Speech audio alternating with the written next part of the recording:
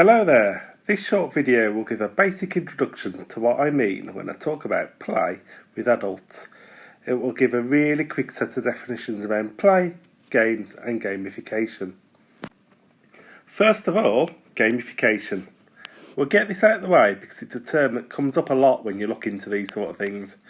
Gamification can mean different things, partly because it's a fairly new term that became popular and slightly misused. Often people use the term when they really mean using games or turning something into a game. It really means, however, taking game-like elements and applying them to non-game settings.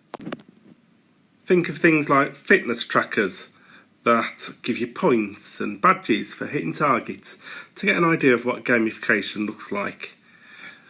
Gamification is normally about engagement and perhaps the nudging of behaviour, not really about games and play.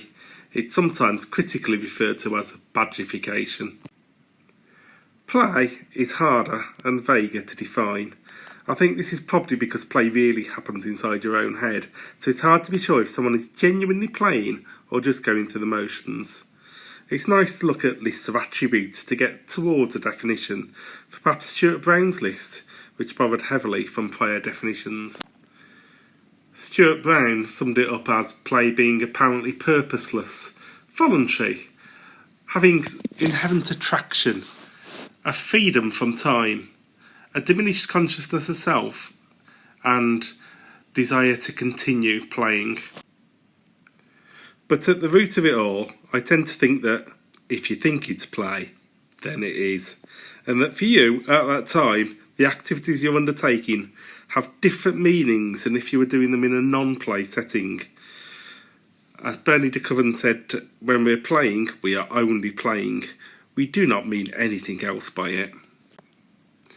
That brings us on to games. Plenty of languages don't even distinguish between games and play. They use the same word. But I'll have a go at explaining what I mean when I talk about games. I quite like some of the brief definitions that give a summary of what we tend to mean by games, such as Jane McGonigal's. All games share 4 defining traits: a goal, rules, a feedback system, and voluntary participation. These sort of things tend to nudge us away from the open play idea into something where there are more externally imposed rules rather than the player-driven rules of free play, and with an end point in mind. I found Calwell's ideas on the different types of play useful here, where all games belong on a spectrum containing different types of play. So something very structured and formal could be seen as ludic play, like a Sudoku puzzle or competitive sport. Something much freer or more imaginative was paidic play, such as children's make-believe games. So you could think of something on the ludic end of the spectrum as being games, and something towards the paidic end as being play. But really, there's an element of both in all play and games.